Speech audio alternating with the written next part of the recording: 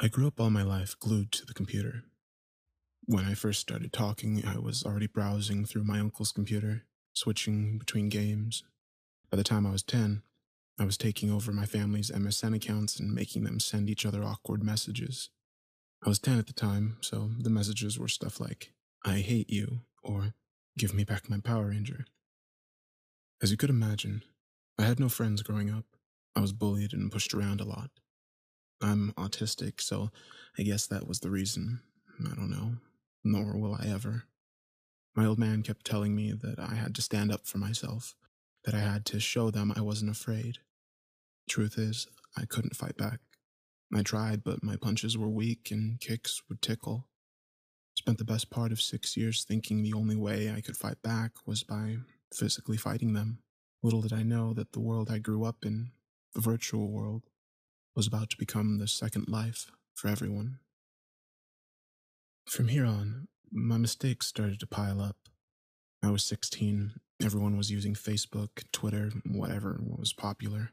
People flocked to it. I had a main bully, as you could say, Brock.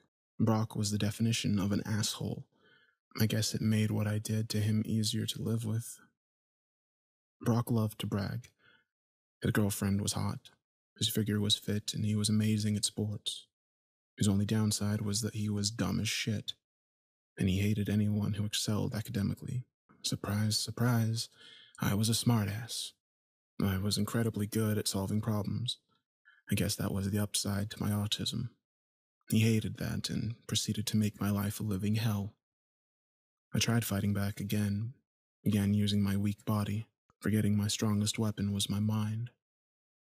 One day, I was browsing Facebook and found Brock as a suggested friend. He was in my world, and suddenly, something clicked. I created a burn account, jazzed it up and made it look legit.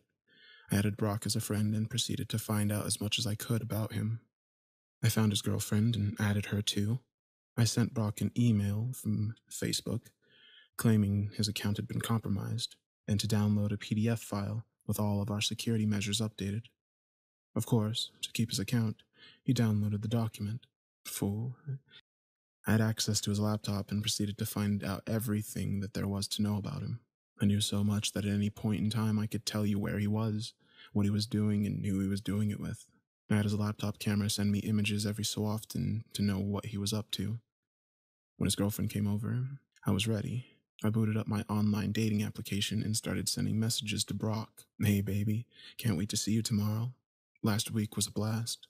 I won't be going into so much detail, but due to the fact that I knew what he was up to, it was easy to convince his girlfriend that his online babe was real. I didn't stop there. I downloaded on his laptop as much gay porn as I could find. At a time where homosexuality wasn't as accepted as it is today, you can imagine how his parents reacted to his fun drive. He didn't come back to school since then.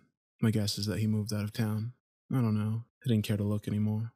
To me, that was a small victory, and I relished in it. Now, I wish I'd stopped there.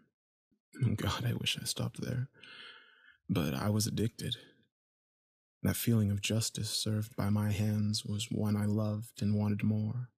So I targeted criminals, the type that used the dark web to hide and spread their filth. For 4 years straight, I was a pain in their asses. Pedophiles, rapists, heavy drug dealers, you name it.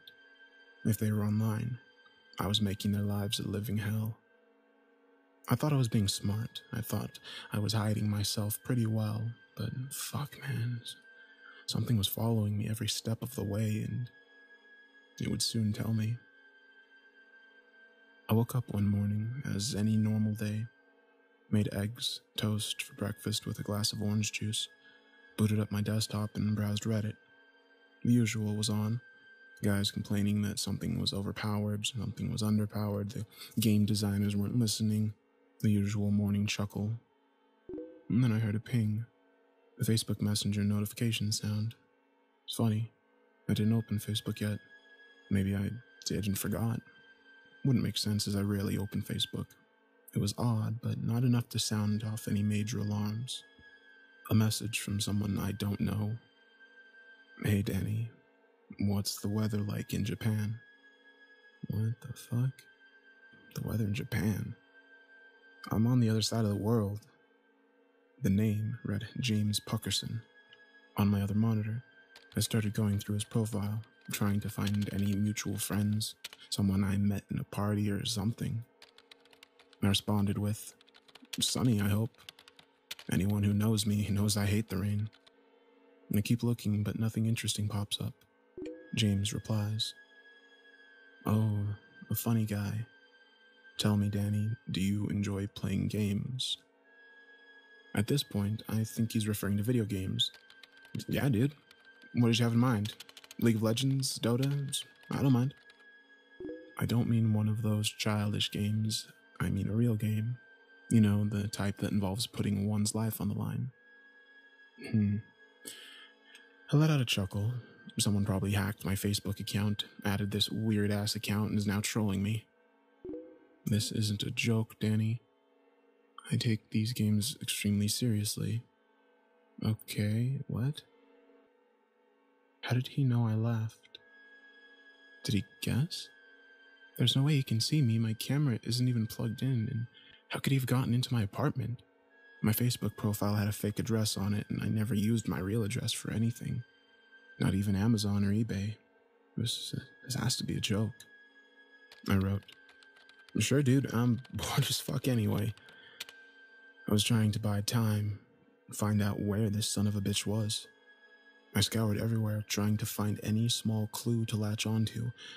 Found something, kept going, and looked into it more, eventually leading up to an address. When I looked at the address, I froze. I could feel my blood draining from my face. It was my address. I was the only one living there, but somehow this asshole was using my address as a cover. Another message. "I see you've gone extremely pale, Danny. What's the matter? Don't believe in ghosts?" I couldn't move. This guy could see me. He knew every move I was making. I didn't know what to do. Do I run away and burn everything down? Fry my hard drives and shred my motherboard? What the fuck is going on? Ring, ring, Danny. Ring, ring. My phone starts to ring, but it isn't James. The caller ID read, "Mom." I pick up. I hesitate to speak. I can't show my mom I'm afraid of something. She'd worry. I try to act cool. "Hey, Mom. Everything all right?"